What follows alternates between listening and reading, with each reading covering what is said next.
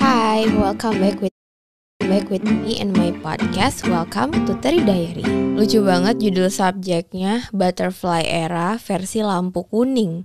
Apa nih maksudnya? Halo Paus, cerita aku kali ini tentang Butterfly Era. Setelah putus di 2018, aku kembali merasakan jatuh cinta di tahun 2024. Dia adalah teman di kampusku tapi beda kelas. Dia berhasil membuatku merasakan kupu-kupu lagi di hati ini. Jujur sebelumnya aku kalau ke kampus gak terlalu mementingkan outfit, tapi ya namanya orang jatuh cinta segalanya harus diperhatikan mulai sekarang. Aku baru kenalan sama dia di semester 5, itu pun karena dia berteman sama sahabatku. Jadi kami ketemu kalau aku lagi main di kelas sahabatku itu. Sebelumnya aku gak expect bisa berteman dengan dia karena dia anak hits di angkatanku. Karena itulah aku menyebut ini Butterfly Era versi lampu. Suatu hari kami pernah makan bareng dan dia nanya cita-citaku apa. Terus aku jawab sebenarnya psikolog, tapi malah masuk akuntansi. Aneh ya. Aku emang suka bercanda dan suka asbun kalau dengerin dia cerita. Kalau papasan di kampus, dia selalu menyapaku dengan senyumannya itu. Lama-lama aku jadi suka. Gak tahu juga kayak cinta pandangan pertama tapi udah sering berinteraksi. Awalnya aku denial menyukainya karena gak mungkin anak kalem kayak aku bisa deket sama dia.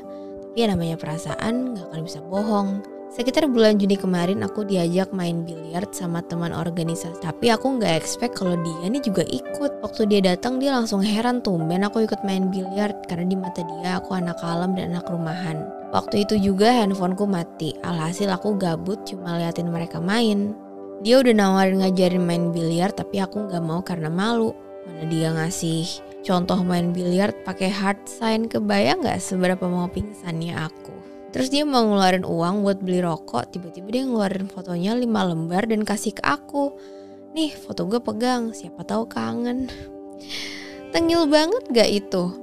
Awalnya aku balikin tapi dia gak mau, jadi kebawa deh hehe. Lalu aku memberanikan diri buat DM dia untuk mengembalikan fotonya lagi tapi dia gak mau. Terus dia mau lanjut chat di WhatsApp, takut gak kebales katanya kalau di DM.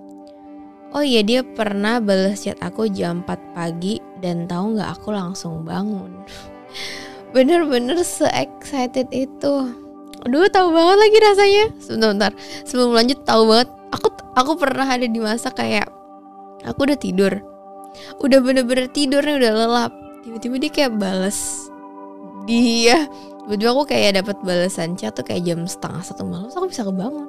Kenapa ya? Apakah di dalam mimpi kita juga ada dia? Waduh. Oke, lanjut. Beberapa hari kemudian aku beraniin ngajak dia main bareng game online dan dia mau. Terus tahu nggak Paus? Dia ngajak main sambil teleponan. Aku juga pernah diajak teleponan sama temennya dan dia ngenalin aku sebagai ceweknya. Salting parah aku. Dari awal aku tahu kalau nggak bakal bisa bareng dia. Aku selalu insecure. Dan sekarang aku udah nggak main game bareng dia, apalagi sleep call. Udah kandas. Tebak karena apa? Karena menurut dia aku terlalu baik buat dia.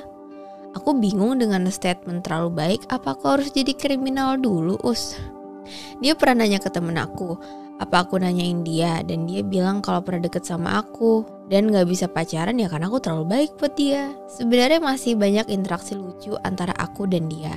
Kami sama-sama tengil tapi sama-sama takut kalau satu sama lain cuma bercanda. Padahal aku serius. Aku selalu doain dia, selalu berdoa untuk kebaikannya. Meski menurut teman-teman dia sedikit bandel, aku yakin dia anak yang baik. Semoga dia bisa jadi polisi sesuai cita-cita dan janjinya kepada Meski gak bisa bareng, aku bersyukur pernah dekat sama dia. Pernah satu frame walau foto bareng-bareng. Pernah makan bareng meski sama teman-temannya juga. Dan pernah dikenalin ke temennya. Oh iya, dia juga alasan aku hidupin centang biru WhatsApp setelah 4 tahun mati.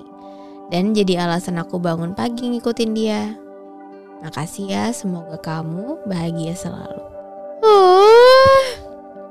Memang ya, jatuh cinta sama cowok tengil adalah hal yang sulit untuk dihindari. Kata siapa yang gak tahu, ya pernah denger deh. Tapi aku baru sadar lagi kalau ternyata ini cukup sering terjadi ya. Keadaan dimana kita udah lama gak jatuh cinta, gak punya perasaan yang istimewa. Kita bahkan udah hampir lupa sama yang namanya butterfly era. Terus tiba-tiba nih, selalu tiba-tiba momennya kita ketemu sama satu orang ini yang bisa mengembalikan semua perasaan luar biasa itu dalam sekejap saja. Tiba-tiba, tanpa rencana, yang kita pun juga lagi baik-baik aja dengan kehidupan kita, gak lagi minta dicariin pacar. Pokoknya tuh selalu tiba-tiba. Pokoknya yang membuat kita ngebatin gak expect banget gitu. Seseorang yang akhirnya bisa membuat kita berharap semoga dia masih sendiri.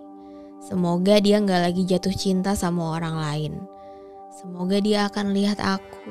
Semoga dia akan chat atau mungkin follow sosial mediaku.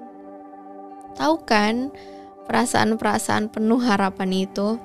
Tapi butterfly era yang ini juga gak jarang dilengkapi dengan ketidakmungkinan. Ngerti gak maksud aku? Iya benar, dia bisa membuat kita merasakan perayaan jatuh cinta lagi, membuat kita bahagia, tapi ternyata masanya cuma sebentar. Dia orang yang tepat gak tepat gitu loh. Buat senang iya, tapi untuk kasih tujuan dan kepastian dia gak bisa. Iya kan, emang cukup sering terjadi kan butterfly era lampu kuning seperti ini. Aku paham sekarang maksudnya butterfly era lampu kuning. Sering terjadi kayak ada yang udah lama jomblo, sekalinya jatuh cinta lagi, ketemu orang yang baik banget, sesuai kriteria, kayak gak ada kurangnya, ternyata beda agama. Ada juga yang udah lama sendiri, sekalinya jatuh hati, ternyata di sebuah ketidaksengajaan yang membuat kita jadi kesulitan untuk bisa ketemu dia lagi, untuk bisa punya interaksi sama dia lagi gitu. Kayak itu momen cuma terjadi sekali. Tahu kan, ketemu sama seseorang di event atau di mana, terus kita merasakan sparks, kita merasa kayak aku pengen ketemu dia lagi gimana ya gitu. Ada juga yang malah jatuh cinta sama seseorang yang ternyata pas udah dicari tahu udah dimiliki orang lain. Itu kan oke kalaupun gak sering, tapi itu terjadi kan. Maksudnya itu ada di sekeliling kita gitu. Sebuah keadaan yang membuat kita mencintai seseorang yang gak bisa atau gak mungkin kita miliki. Dan sebenarnya kita sendiri gak pernah meminta itu kan. It just happen. Jatuh cinta tuh kan betul-betul ya udah tiba-tiba terjadi begitu aja. Dan seperti di buku, di dalam hidup pun kita mengenal istilah peran. Di cerita dia, kita mungkin hanya sebatas tokoh pelengkap. Sementara di cerita kita, dia tokoh utamanya. Dan untuk beberapa alasan, itu tetap layak kok untuk dirayakan. Lagi pula, akan selalu ada satu orang yang jadi rahasia terbesar hati kita kan.